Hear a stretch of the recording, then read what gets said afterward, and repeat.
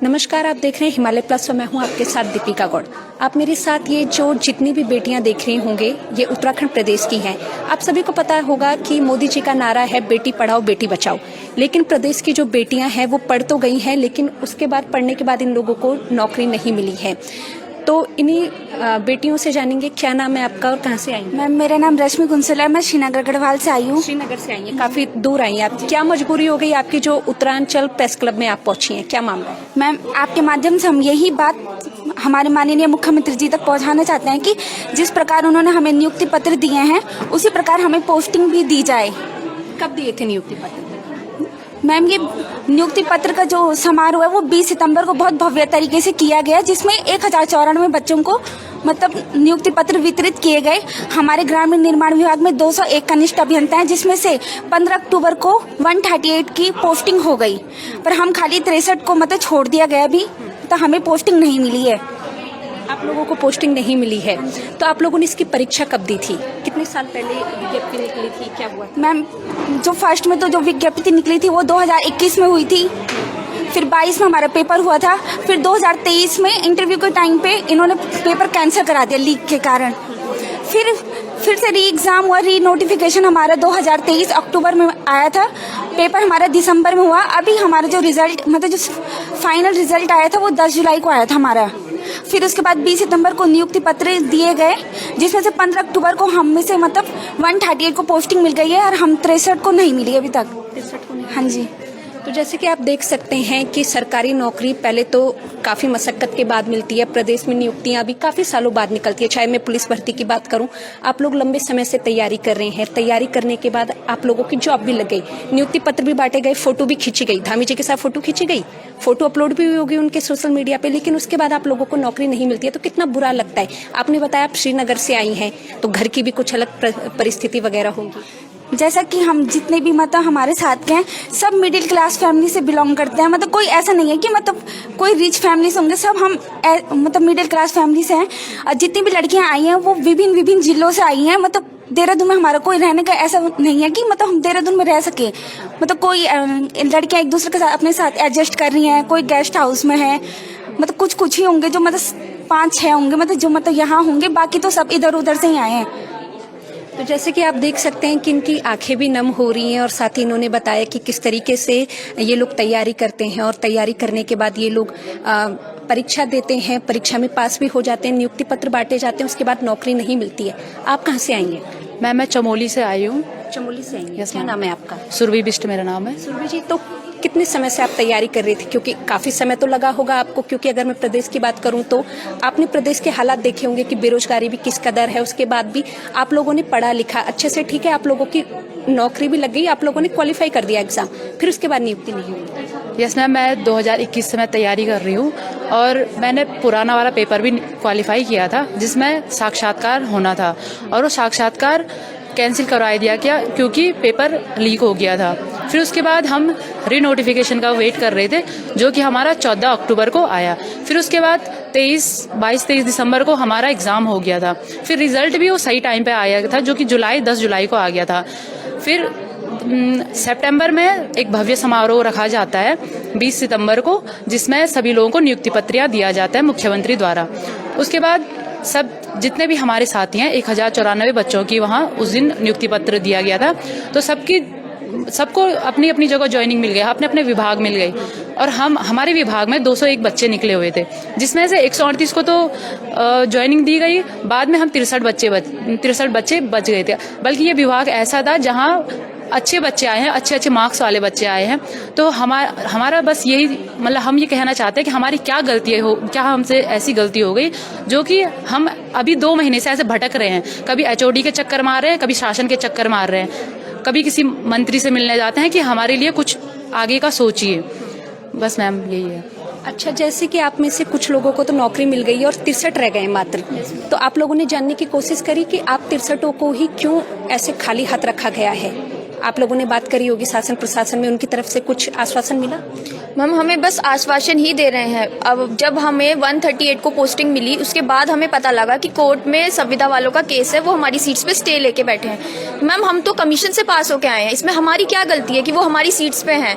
ये तो हमको पहले या तो तुम नोटिफिकेशन नहीं निकालना चाहिए था, सीट जब नहीं वैकेंट थी, और निकाला है तो उसके बाद हम लोगों को ऐसे क्यों अलग किया? ऊपर से उसमें 47 मैक्सिमम नंबर ऑफ गर्ल्स हैं, उसमें से ऑर्फन भी हैं, कुछ पीएच वाले भी हैं, तो मतलब सबको इतनी प्रॉब्लम्स फेस करनी पड़ रही है। इतने दूर दूर से आ रहे हैं बच्चे, और कुछ ने अपना, हम लोगों ने जैसे अपना ड्राफ्टमैन का एग्जाम कैंसिल कराया कि हमारी अब यहाँ पोस्टिंग हो गई, किसी और बच्चे का भला हो जाए। और पिछले बार इतनी बार कैंसिल हुआ है, कोई अपनी टीएचडीसी में छोड़ के आ रखा है जॉब, कोई एनएचपीसी में छोड़ के आ रखा है। तो मैम ये बहुत बड़ी बात है हमारे लिए। हम बार बार कभी सतपाल महाराज जी के चक्कर काट रहे हैं, कभी धामी जी से मिलने की कोशिश कर रहे हैं, कोई हमें सब बस आश्वासन दे रहे हैं, कोई हमारा काम करना नहीं। मिले नहीं आप अभी तक? हम सतपाल महाराज जी से मिले, उन्होंने बस सब यही बोल रहे हैं हम तुम्हारा काम कर रहे हैं। मैम ये सुन के 2 महीने हो चुके हैं, हमें समझ नहीं आ रहा हमारा काम कब होगा। बस हमारा यही है, अगर हमारी बात धामी जी तक पहुंच रही है तो सर प्लीज हम लोगों का मामला संज्ञान में लीजिए और हम लोगों की भी पोस्टिंग जल्द से जल्द करा दीजिए। यहाँ सब बच्चे बहुत ज्यादा परेशान हैं, और अगर आप कह रहे हैं हम बीच का रास्ता निकाल रहे हैं तो जो बीच का रास्ता है उसको जल्दी प्रोसेस कीजिए। बहुत मेंटल प्रेशर, फाइनेंशियल प्रेशर में इतना आ गए हैं कि हम सब लोअर मिडिल क्लास फैमिली से हैं। ऐसा नहीं है कि हम सब हाई फाई फैमिली से हैं। यहाँ रहने खाने में हमको इतनी दिक्कत हो रही है, बस वो हम ही सब पता कर सकते हैं। अच्छा, आप कहाँ से हैं, क्या नाम है? मैं टीरी से आ रही हूँ, मेरा नाम कंचन है। टिहरी से आई है, काफी दूर से आई हैं आप। तो कंचन जी, कितने समय से आप तैयारी कर रही हैं? तैयारी तो मैं 2021 से ही कर रही थी, जब हमारा जब इसका अध्याचन निकला था।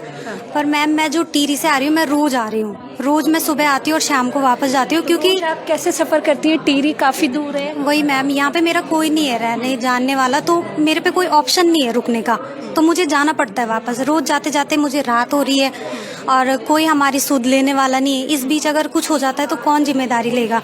हम जिनके पास भी जा रहे हैं कि सर हमारी ये दिक्कत है, वो दूसरे पे डाल देते हैं, कहते हैं कि आप इनसे बात कीजिए, आप इनसे बात कीजिए। हमें कहा जा रहा है कि आप सीएम धामी से मिलिए। हम इतने छोटे लोग कैसे मिले सीएम धामी से? हमारी इतनी पहुंच होती तो शायद आज हमारी ये हालत नहीं होती। अच्छा, जैसे कि आपने बताया कि रोज आपका आना जाना लगा हुआ है, घर जाते जाते रात भी हो जाती है, तो परिवार का किस तरीके से सहयोग मिल रहा है? एक तरफ से उनका ये भी कहना होगा कि तुम लोगों ने पढ़ा लिखा, नौकरी भी लग गई, उसके बाद कैसे आप वो कर? मैम सहयोग तो क्या है, वो भी घर पे बहुत परेशान है।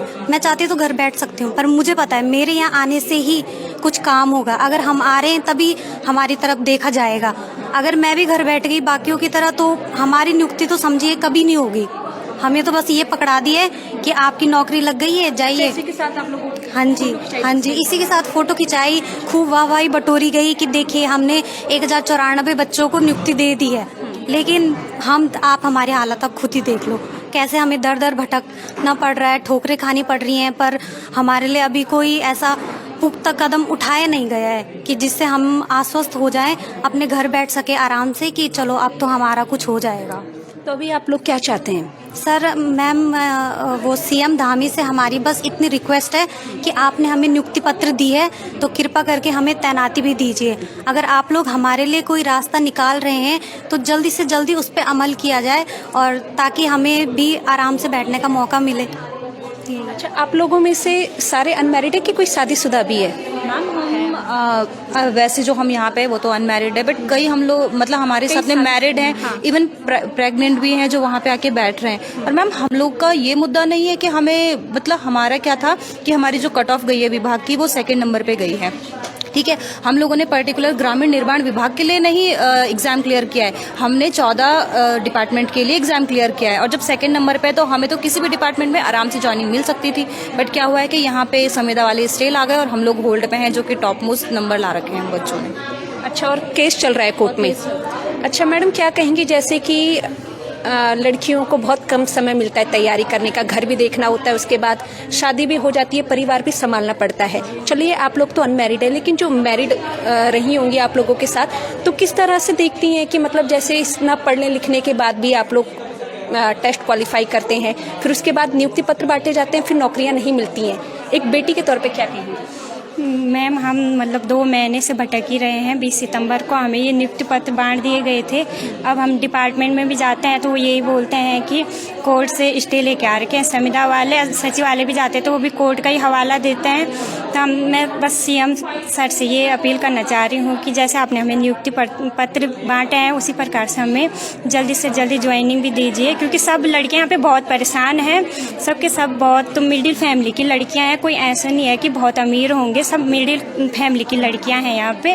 और बहुत सारी लड़कियाँ हमारे साथ मतलब और बहुत सारी लेडीज़ ऐसी भी है जिनके बच्चे भी हैं, वो बच्चे छोड़ के यहाँ आ रहे हैं कि हमें मतलब जल्दी से जल्दी ज्वाइनिंग दीजिए। आप कहाँ से आई हैं? नहीं, मैं रुद्रप्रयाग से आई हूँ। रुद्रप्रयाग से आई हैं, काफ़ी दूर से आई हैं? हाँ जी मैम, बहुत मतलब 1-1.5 महीने से हूँ यही। 1.5 महीने से यही हूँ, मतलब दोस्तों के रूम पे ही रह रही हूँ कि जल्दी से ये ज्वाइनिंग दीजिए, क्योंकि अगर हम भी घर बैठ गए तो ये कुछ काम करेंगे नहीं, फिर ये मतलब बहुत लंबा खींचेंगे, कोर्ट के ही भरोसे छोड़ेंगे इस चीज़ को। इसलिए मैं सीएम सर से अपील करना चाह रही हूँ कि जल्दी से जल्दी हमें ज्वाइनिंग दीजिए, क्योंकि सब बहुत परेशान हो गए हैं अब यहाँ। अच्छा, नियुक्ति पत्र कितने लोगों को बांटे गए थे?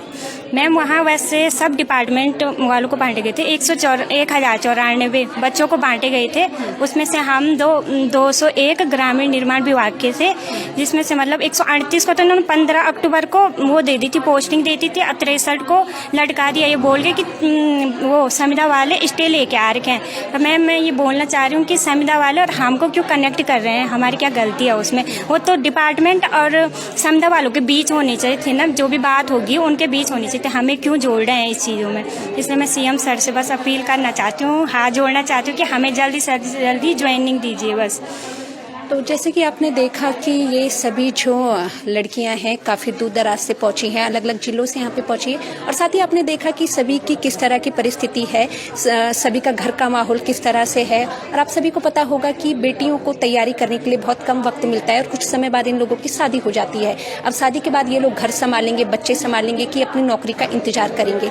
तो ये लोग काफ़ी परेशान हैं और सरकार से एक ही गुहार कर रहे हैं कि जब आप लोगों ने नियुक्ति पत्र बांटे थे, पहले तो बांटते नहीं, जब आपके पास इतनी सीट नहीं थी तो आप बांटते नहीं, और जब बांट दिए तो उसके बाद इन लोगों को नियुक्ति क्यों नहीं मिल रही है।